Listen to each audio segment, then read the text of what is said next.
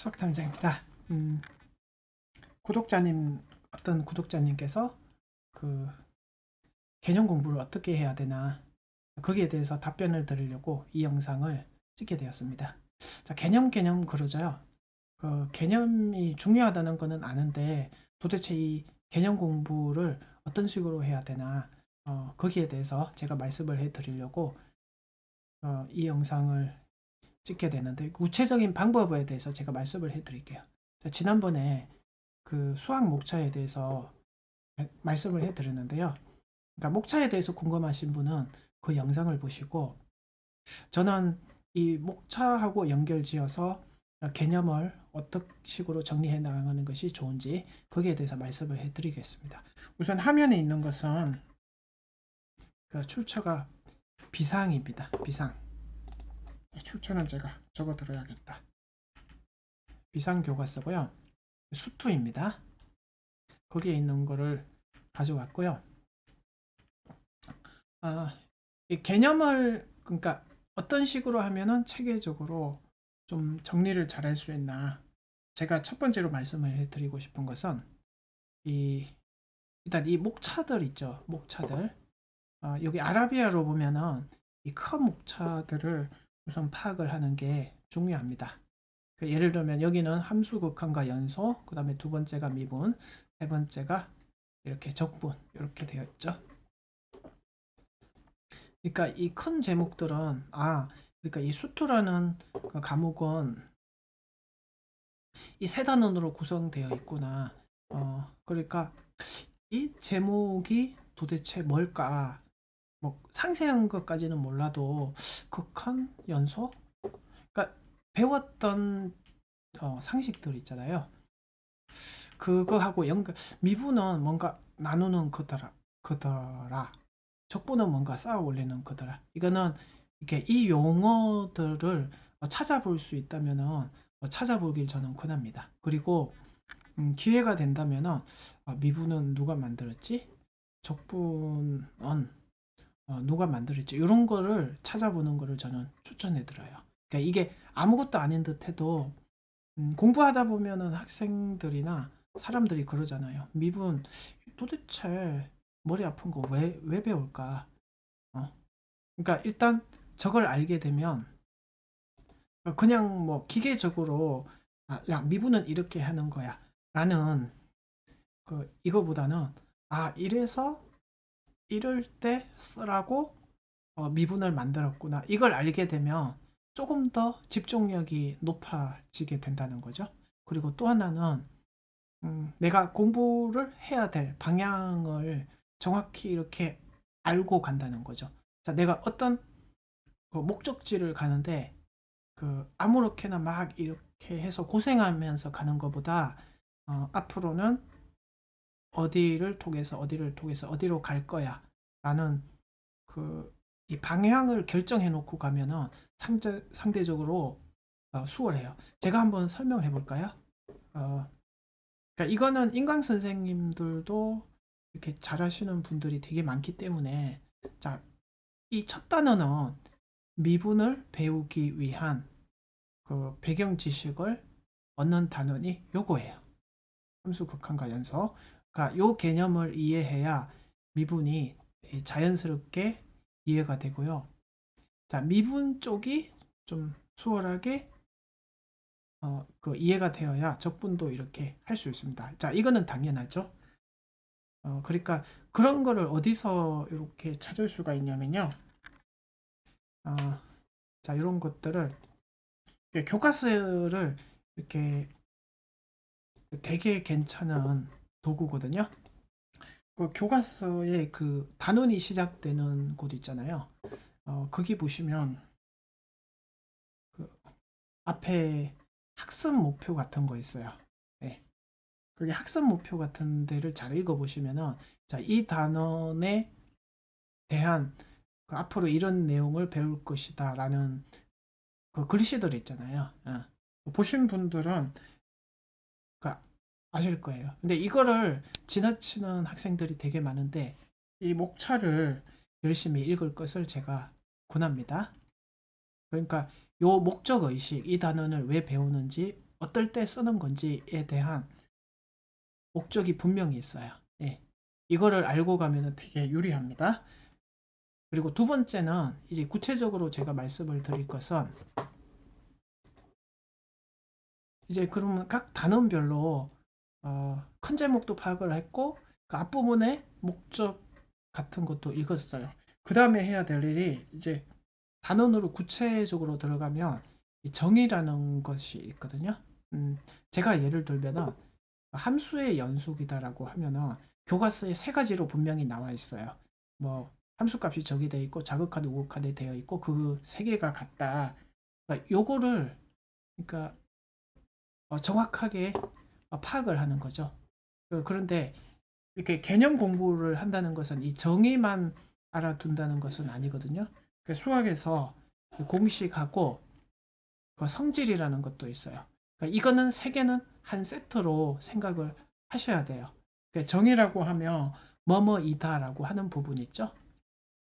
음, 그러니까 연속을 제가 예를 들었지만 그 1, 2, 3번 세 조건을 아는 것도 필요하지만 자 이것만으로는 부족하다는 거 아시겠죠? 예를 들면 연속이다? 그러니까 비판적으로 생각을 해보는 거죠. 우리가 보통 그 일상생활에서 쓰는 연속이 끊어져 있지 않다. 이거하고 상식으로 자꾸 한번 연결을 지어보는 거죠. 그거랑 이 연속 1, 2, 3번 이거는 수학적인 그 정의고요. 일상생활에서 말하는 그 연속, 그러니까 가까운 데서 이런 식으로 의문을 이렇게 파면서 생각하는 겁니다. 자, 그 다음에 공식이라는 거는요. 음, 이 정의를 딱 하고 나니까 이제 문제를 풀려고 할 때 쓰는 도구들 있죠.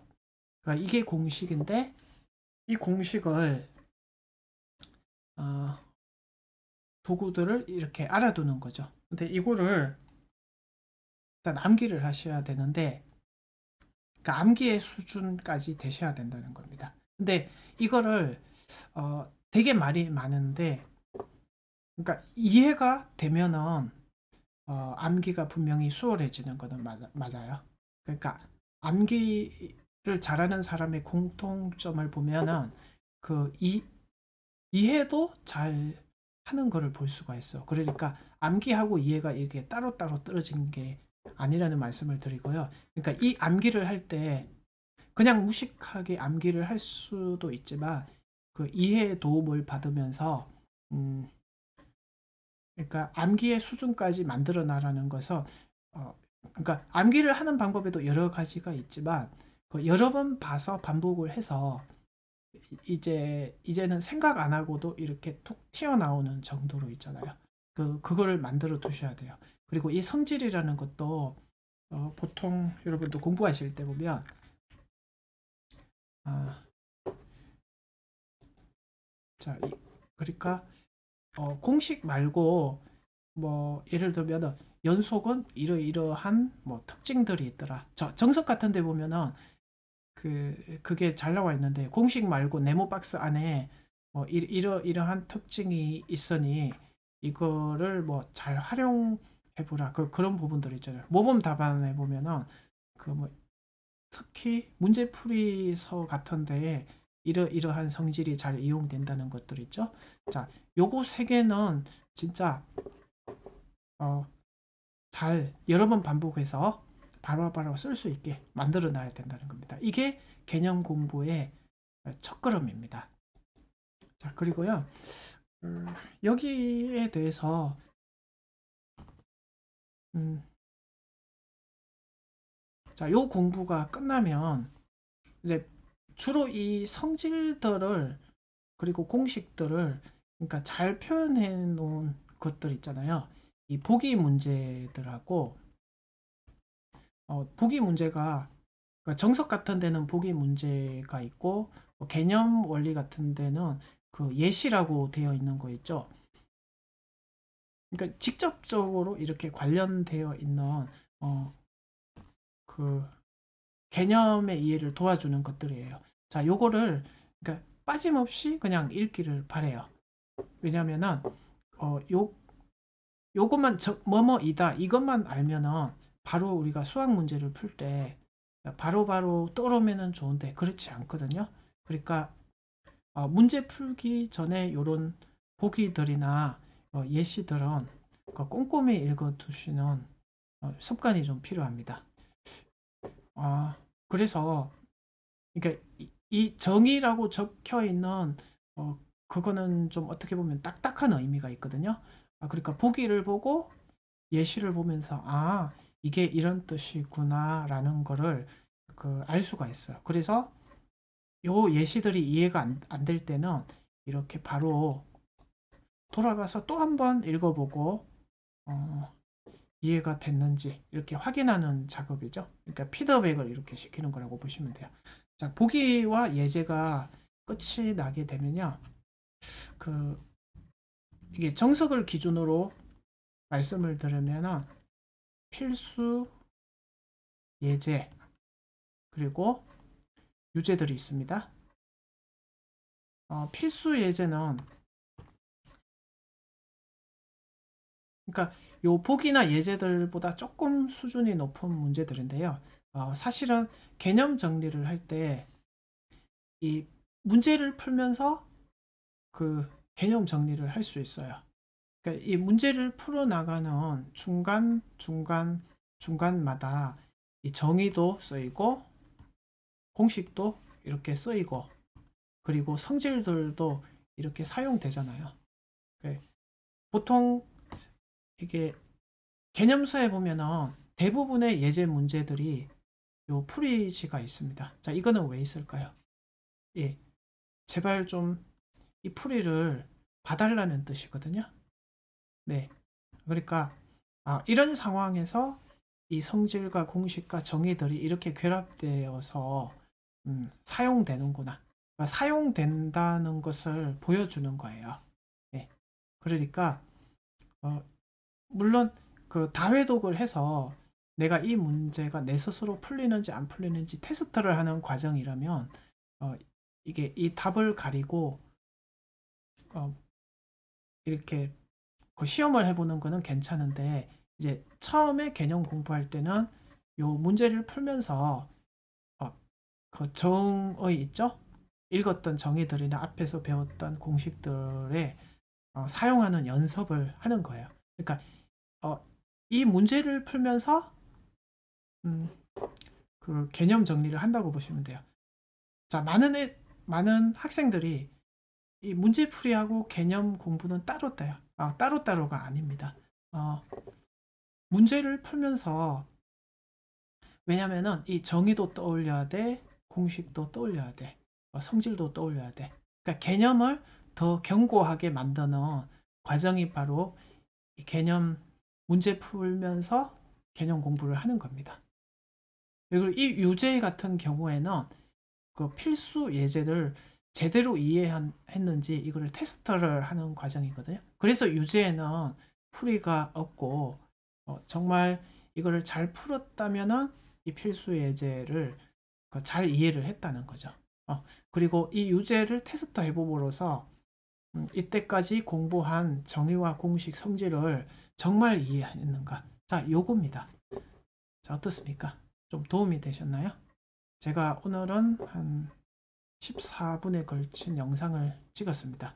그 개념 공부는 음, 그 문제풀이랑 다르다고 생각하시면 안 되고 문제풀이랑 직접적으로 연결된 겁니다.